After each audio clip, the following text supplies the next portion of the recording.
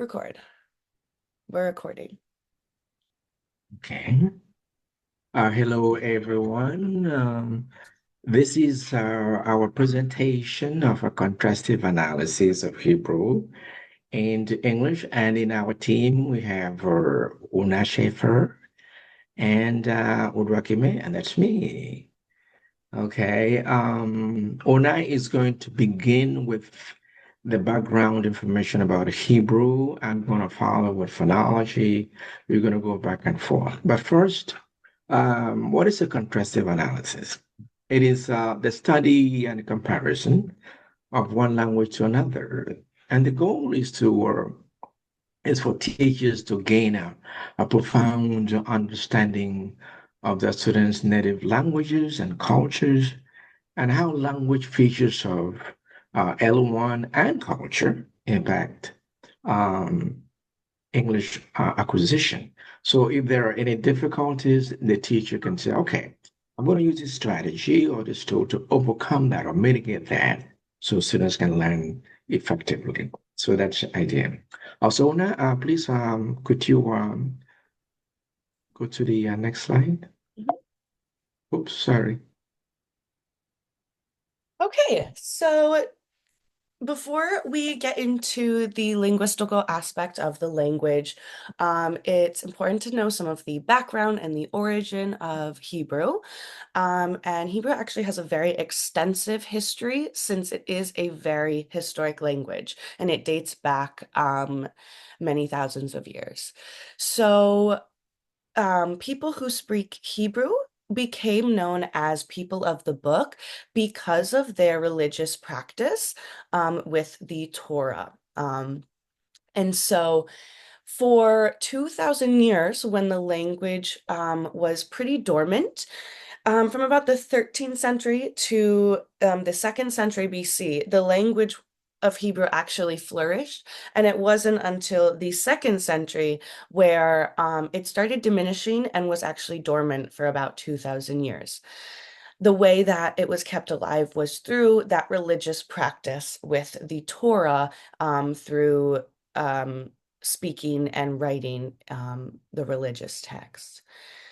After those 2,000 years, there was a man named Eliezer Ben Yehuda, and he is actually credited as the father of modern Hebrew because he taught his son um, Hebrew, and was his son became the first conversational Hebrew speaker in over 2,000 years. Down below, you can see a picture to the left of Eliezer. And in the middle that is a picture of what the Torah would look like. So it doesn't look like a book that we're used to. It would look more like a scroll. The other really interesting thing about Hebrew when we're looking at it compared to English is that it is written from right to left. So whereas English is written in left to right, you can see the example in the image above. Hebrew is written from right to left and then going down the line.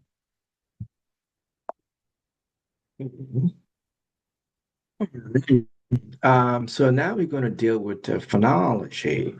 First, what is phonology? It is the study of the sounds used by speakers of a particular language, according to Freeman and Freeman. So when I already mentioned it, Hebrew and English, or no, she did not mention it. Hebrew and English are phonologically similar. They have the same sounds, okay? They have different alphabet systems or orthography, as you can see.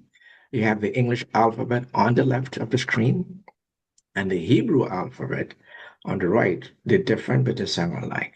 There are 22 characters in Hebrew, 19 are shared with English, and there are 26 characters in English. And the vowels A, E, I, O, U are shared as well. But where lies the difficulty? What is the difficulty? Um, uh, there are two different writing systems very clearly. You can see that the orthography is different. English is written from left to right, and Hebrew is written from right to left, as what I already mentioned. So, given these difficulties, how can a teacher, an educator, mitigate the circumstances, the difficulty, and make it easy for students to learn the language. Um, One thing is to teach phonological awareness. Next thing is to teach phonemes, names and sounds, letters in English, and the phonic rules in English. And then gentry stipulates that frequent purposeful writing experiences is the key to cognitive growth in spelling. So for me in particular, I would use thank you notes, excuse notes and songs, things of that nature. That will help the students to practice writing in English because the two alphabets are different. Then I would also task students to maintain a comparison chart wall of similar sounding Hebrew and English word. For example, the word bat in Hebrew means daughter. It has the same sound as baby. So I will do something like that. Okay. Okay. O nine. Do you continue? O nine. Yep, morphology. Yeah. By the I'm doing morphology. Yeah. Yes, I am. Okay. So next one is morphology. What is morphology? Morphology is the study of the meaningful parts of a word, according to Freeman and Freeman. So, for example, in English, um, only nouns add a plural S. For example, lesson, lessons, according to Freeman. In Hebrew, there is a huge dependency in number between the noun and the verb, and also in gender. Okay, as you can see here, you have the masculine noun king, and then you have the plural kings, and you have the feminine noun. An example is land and lands. And you can see the ending here that's indicated in the masculine column that indicates the plural form of masculine nouns and it's pronounced im. So this will be malachim. Here in the feminine column, this will pronounce oat. Uh, that will be arat soaked. Okay, now we move on to the subject object word order for meaning. That's what we have in English. In Hebrew, again, lots of word endings convert meaning. In other words, Hebrew uses a lot of word endings to convert meaning. Another thing to mention very quickly is that there's no am, is, or are in Hebrew. So if you look at this chart to the right of the slide, you have English and Hebrew. If there, for example, a question like "How are you?" In Hebrew, that would be "Mashlum ha." If you look at the English version, it has three words. You look at the Hebrew column here, it's two words, "Ma Shlum ha." But actually, "Shlum ha" is a combination of two words. If you break it down, we have "how" here represents "ma" right here, and we have "shlom," which is a clip form of "shalom," which means peace. That's not applicable in English. Come down here, we have "ha" to "emel," and that will be "your." So this is very clear here. Hebrew uses word endings to convey meaning. So what's the difficulty here? There's a different structure to convey meaning very clearly. So how do you mitigate that difficulty? Um, you you would teach explicitly teach the new morphology system in English and do a contrastive analysis comparing Hebrew and and English. That would be the advisable thing to do to mitigate the difficulty.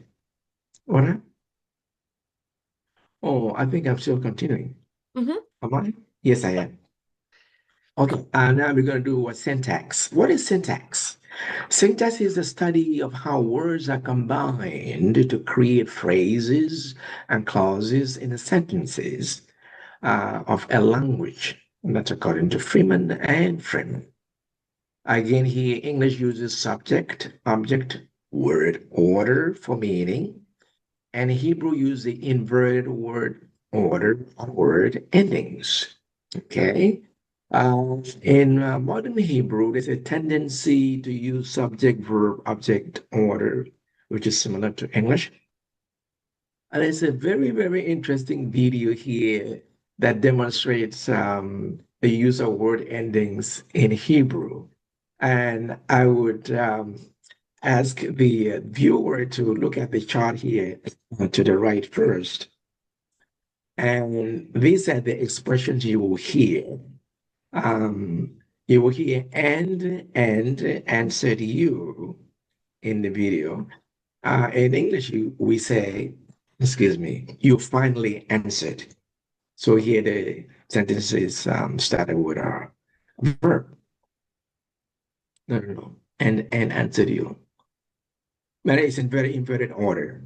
Okay, then you're going to hear brother mine, brother mine, brother mine. We don't say that in English. We say my brother, my brother, my brother. And then you're going to hear completed I work in 5 in the night. We don't speak like that in English. We say I finished work at 5 p.m. This sentence is clearly started with a verb. So that's the inverted word order. So again, English uh, uh, uses subject, verb, object, order, right? And is different from Hebrew. Something else to point out very quickly is that in Hebrew, there's a word called et, which is indicated in red here. And that usually precedes and identifies a definite noun as a direct object. So in this sentence, you will read it, created God the heavens and the earth. So this word here is et. It identifies the direct object, the heavens, and this is et again, identifies the direct object, the earth. And this is broken down here. Object pronouns with et. We have the first person, and you have second person, third person, first person plural, and second person plural and third person. And you have the endings here indicate who you're speaking to. Okay. All right. Ona, could you move on, please? Okay. All right. And now I'm gonna continue talking about syntax, focusing on the past, present, and future tenses of syntax. So Hebrew actually has no progressive or perfect forms for the past, present, and perfect tenses and future tenses. Instead, those are actually implied through context. So through time cues, such as like now, soon, yesterday, and tomorrow, those all give indications into the Hebrew language. So we can see that example in the table if we look in the middle of the page. So we are comparing the past progressive and perfect forms, and also the future progressive and perfect forms. We can see the difference there. So as you see, again, in Hebrew, there is no progressive or perfect forms. So if we were going to say, I work, we would just simply say, I work. There would be no progressive form. If we were going to talk about in the past, the progressive form of that in Hebrew would be, I worked, simply, very direct. And then looking at the future, the progressive term would be, I will work. And looking at the perfect form, it would be, I go to work. Whereas when we look at it compared to English, we can notice that English does use progressive and perfect forms. So in comparison, in the past progressive tense, whereas it's simply I work in Hebrew, in English it becomes I am working. If we look at the past for English, we could use sentences like I was working, I have been working, I have worked, or I had worked. Those do use the progressive and perfect forms. And then if we're looking at the future for English, we would say I'm working tomorrow, I'm going to work, or I will have worked. So we can see that difference pretty clearly between Hebrew that has no progressive or perfect terms versus English that does. So in the classroom, when we're working with our students, that can impact them and that can become a challenge for them since there are more sophisticated grammar tenses in English. If they are coming from Hebrew, they then have to learn more to understand English. A way to mitigate this would be to use form-focused instruction, which is essentially the direct instruction or explicit instruction for grammar to specifically teach those students so they're able to recognize that on their own. Go into semantics. Yeah, so now we come to semantics. First, what is that? That's a study of the meaning of words, phrases, and sentences. It also involves a relationship of words and the relationship between sentences. And that definition is actually from Professor Correa. Okay, so in English words, we have a lot of the formation of English words come from many sources. The clip form we borrow words and the many forms. And English is rich in derivation. For example, we have you have teacher. We also have root words like act, actor, active, actively, according to Freeman and Freeman. In Hebrew, most of the words are formed from root words. So Hebrew is considered a synthetic language because there are many inflections with addition of vowels and prefixes and suffixes. Okay, so if you look at this chart to the right of the screen, you see the root word here, which means walk, and it uses two letters. And then you have the child roots here. It uses the same two letters here again. It means messenger. And then you have another child root here. You use the same two letters, which means walker. And then you have the adapted root, which is rule, Malek, and it has the two letters again. And you come down, you break it down. They have Mawarchi, Quinn. You can see the two letters right here. This is actually the final form, but it's the same letter right here, this one here. And then you have message, step, kingdom, business. I suppose in business, when you do business, you have to do a lot of walking around. That's why, that's why the root word comes from walk. And you have the L here. That's the L, Lamed. And this here is a final letter, but it's the same as this one. And then you have possession. Okay. So, what is the difficulty? Multiple sources of word formation in English. Again, how do you manage that? How do you help students to manage that as Hebrew speaking students who are learning English? Explicit instruction in word formation in English. But I think that will be easy because they deal with roots. And in English, we also have root word formation. So that's the way to go. That would be the right way to go to make things easy for students. Explicit instruction. Okay.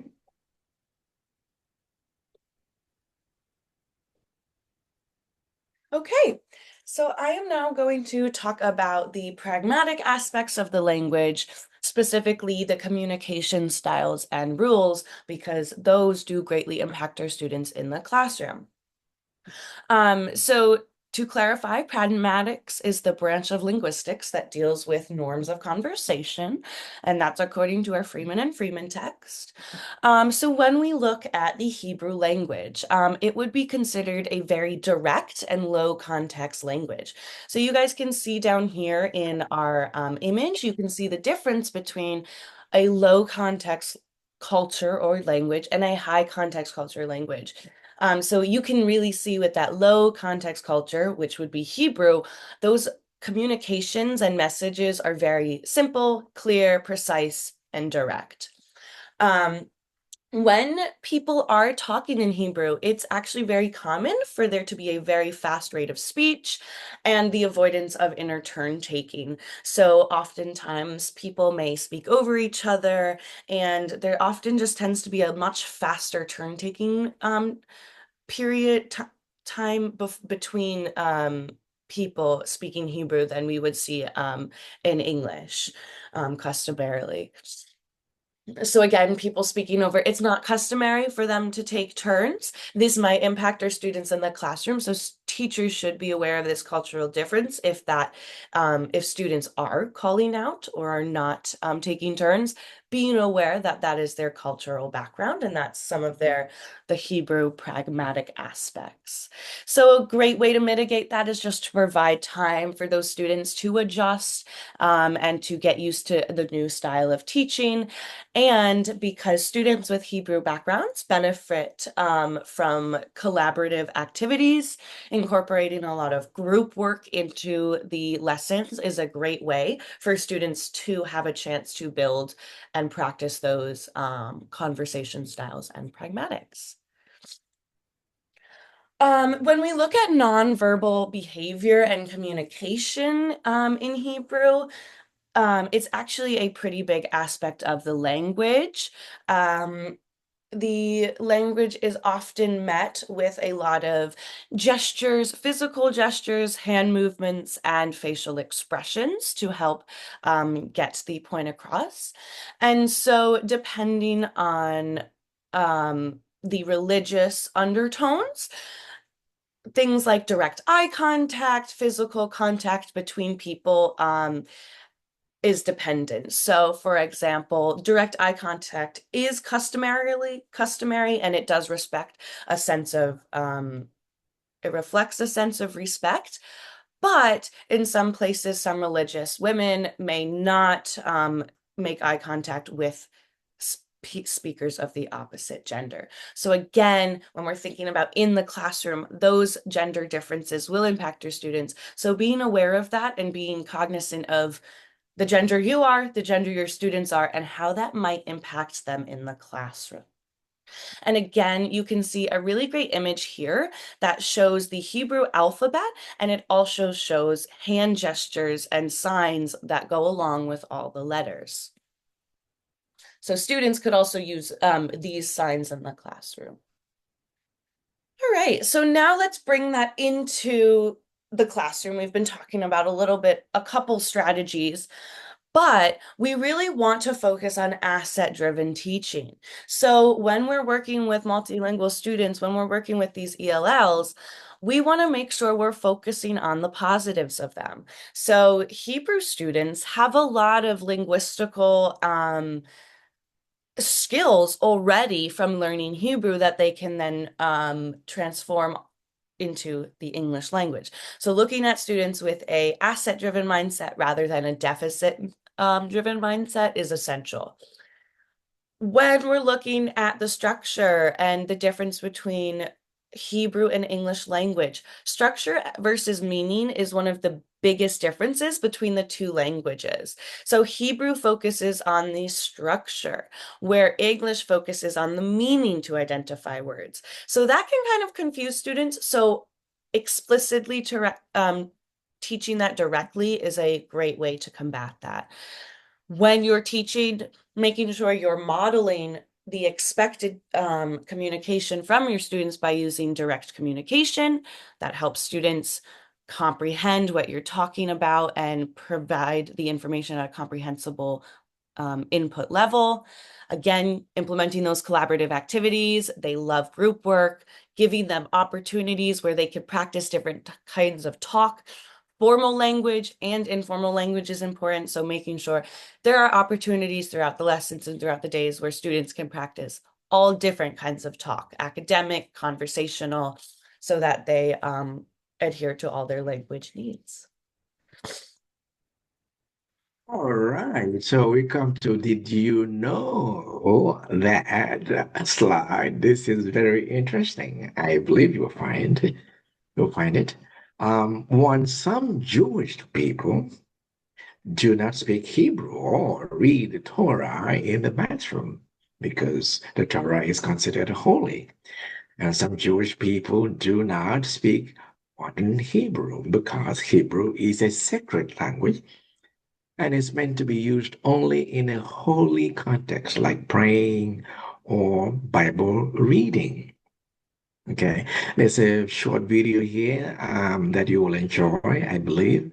And then, did you know that he in Hebrew, and I use my mouse, sorry, that he in Hebrew means she in English, and who in Hebrew means he in English, and me in Hebrew means who in English. So for me, I would use a lot of gamification in my class. If I had Hebrew students, I would have them to compare words, all right, in Hebrew that sound like in English but are different. I would use a lot of gamification. And then another very, very interesting fact in Hebrew is that those who are considered fluent in Hebrew, if you say you are fluent in Hebrew, you don't use vowels for reading. You read only with consonants. So we have to be very, very deep in Hebrew. You understand Hebrew very well and practically know all of the words, but specifically the root words, how words are formed from roots. Then you can read fluently in Hebrew without using vowels. But that's a sign of fluency in Hebrew.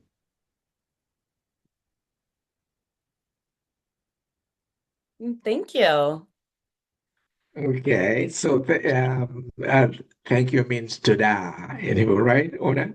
Yep, thank you in English and Toda in Hebrew. Alrighty, okay. So And that's our then, presentation all right.